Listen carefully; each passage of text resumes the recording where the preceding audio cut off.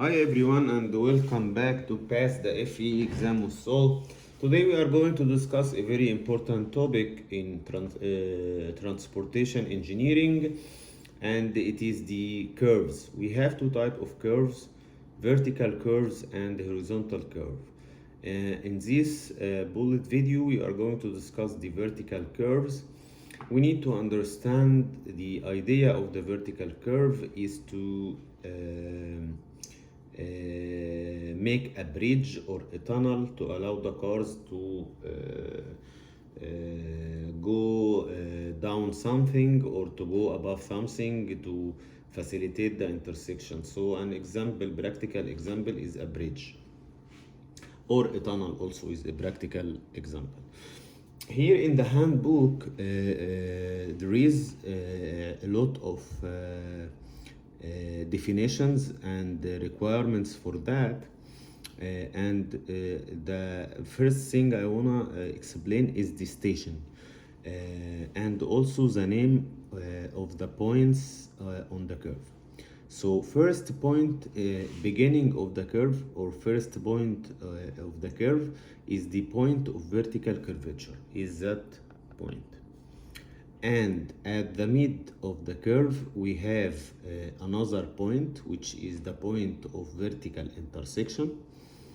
And at the end of the curve we have the point of vertical tangency, and we can say it is the end of the curve. All are defined here, so BVC, BVI, and BVT. We need to understand that each point on that curve have elevation and have a station. A station, it means the x distance, يعني on the x-axis, while the elevation, it means a vertical distance on the y-axis. So we express the station in station, and we need to understand its x on the x-axis, and we express the elevation as y, and it is on y-axis.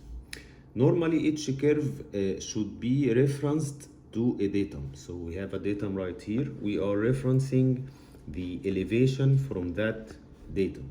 So for example, he will give you the elevation at the point of vertical intersection, and from that elevation you need to get from the formulas the elevation of other point of vertical elevation at point of vertical curvature, or elevation at point of vertical tangency. We will go quickly through the formulas which will help us to get whatever required in any example. So first, y is the elevation at a given point which is having a distance of x from the point of vertical curvature. How we calculate that? We calculate that by it's the gravity, not the gravity acceleration.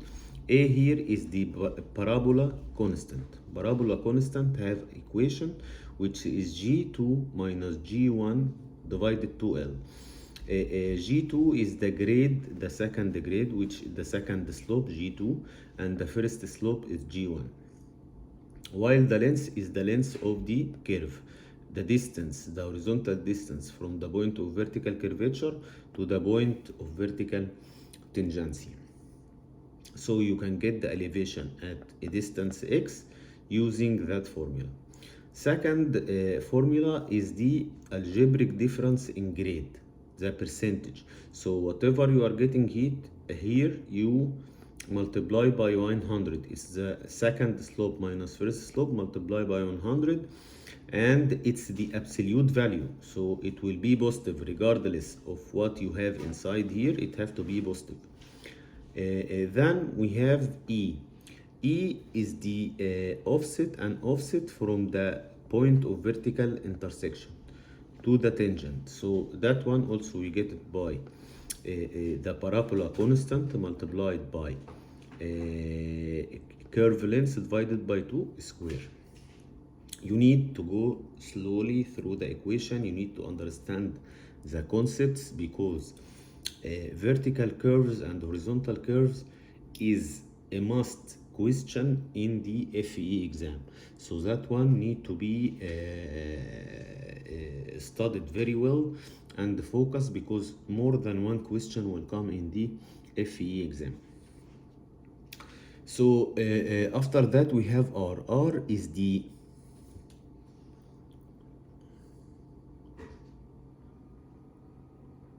okay. R is the rate of a change of grade.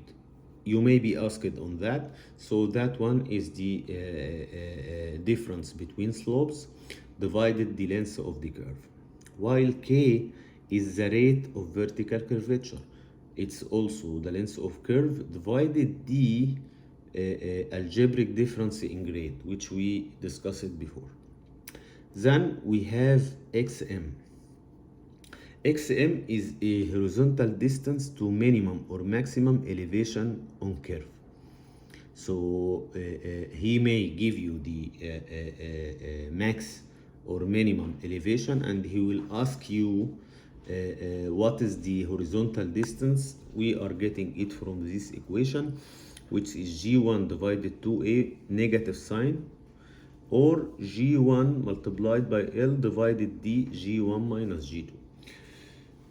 The most two important formulas in this vertical curve is how to get the first the elevation at any given point. In order to have that, you need to have at least one to get the other. You will find two elevations involved here. Y at point of vertical curvature and Y at point of vertical intersection. Either you have this or that, you can get the other. Then the second one also is getting another elevation, but for a point having a horizontal distance from the elevation from point of vertical curvature from here. So that is X, that is the point of vertical curvature, and here the elevation at a point on a curve having horizontal distance of curve. So it's a horizontal distance from point of vertical curvature to point on curve in feet. Again, in transportation engineering, we have to respect the units. No unit conversion in the transportation section. After that, it will be a relation between the vertical curves and stopping side distance. We will have some questions in the exam related the stopping side distance with the vertical curve. We need to understand that vertical curve have two types. Crest curve, it means it starts with a positive slope and ends with negative slope, and it will be concave the upside. So here the curve we have in the handbook itself as an explanation is a crest curve. Sag curve is the second type, and it is concave down. This is one concave upwards, while the sag vertical curve concave downwards. So we have a relation between the stopping side distance and the length of the curve, and also a relation between the type of the curve and the other two parameters. So here we have the crest vertical curve condition. If a stopping side distance less than or equal the length of curve, or stopping side distance bigger than length of curve. First, normally in any exam we are using first parameter to verify where we are. If we found that S less than or equal L, we will use that equation to get the stopping side distance or whatever unknown here. Here the stopping side distance, here A, we know A from before, and L is the length of the curve.